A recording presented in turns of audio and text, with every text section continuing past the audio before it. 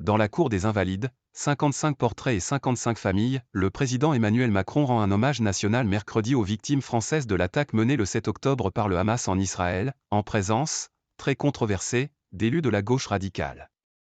Cet hommage, inédit hors d'Israël, intervient 4 mois jour pour jour après l'attaque du mouvement islamiste palestinien, qui a entraîné la mort de plus de 1160 personnes, tuées par balles, brûlées vives ou mutilées, en majorité des civils, selon un décompte de l'AFP réalisé à partir de données officielles israéliennes, et déclenché un conflit toujours en cours à Gaza. Avec 42 concitoyens ou franco-israéliens tués, 3 toujours disparus et présumés otages, 4 otages libérés et 6 blessés, il s'agit du plus lourd bilan côté français depuis l'attentat de Nice le 14 juillet 2016, 86 morts et plus de 400 blessés. La France compte la première communauté juive d'Europe, avec environ 500 000 personnes, et près de 100 000 ressortissants vivant en Israël, ayant souvent la double nationalité. Chaque victime sera représentée par une photographie. Les 55 familles présentes ont été acheminées pour beaucoup d'entre elles depuis Israël par un vol spécial. L'hommage, qui débutera à 11h45, 10h45 GMT, s'ouvrira sur la prière des morts du Kaddish, suivi d'un discours du chef de l'État, de la sonnerie aux morts, d'une minute de silence et de la Marseillaise.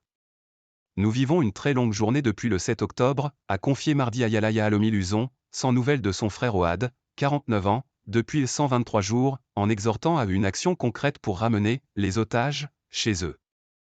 Acharnement antisémite. Selon les autorités israéliennes, 132 otages sont toujours captifs à Gaza, dont 28 seraient morts. Des négociations sont en cours pour obtenir leur libération en échange d'une pause dans les combats. Une centaine d'otages avaient déjà été libérés fin novembre lors d'une trêve. La cérémonie, dans la cour d'honneur des Invalides, à quelques encablures du monument pour les victimes du terrorisme, sera placée sous le signe de la lutte contre l'antisémitisme, combat cardinal de la République selon l'Élysée.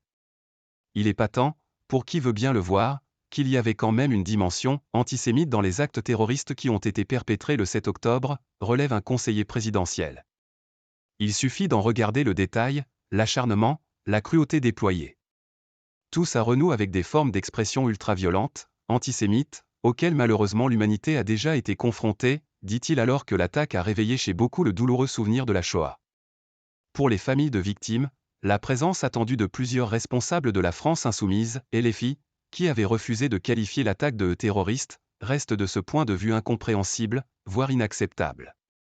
Je pense qu'ils ne doivent pas y être, résume Shedan, dont le Hamas détient le frère, Ofer Calderon, 53 ans, et a tué 2 neveux lors de l'attaque du 7 octobre, tout en se disant fier de l'hommage. 2 poids, 2 mesures. Selon l'Élysée, il s'agit d'une cérémonie républicaine dont aucun élu, par définition, ne peut être écarté. Mais il appartient à chacun d'apprécier l'opportunité de sa présence, souligne le conseiller présidentiel. Au nom de quoi peut-on manier le droit à l'émotion et au chagrin, réplique le coordinateur de LFI Manuel Bompard, qui a prévu de s'y rendre, tout comme la chef de file des députés insoumis Mathilde Panot. Il dénonce de son côté le 2 poids, 2 mesures avec Gaza, où plus de 27 500 personnes ont été tuées depuis le début de l'offensive israélienne selon le ministère de la Santé du Hamas, et réclame un moment d'hommage semblable pour les ressortissants français qui y ont trouvé la mort. Un temps mémoriel est bien envisagé pour eux dans un second temps, a confirmé l'Élysée. Au moins 2 enfants français ont été tués à Gaza, selon les autorités françaises.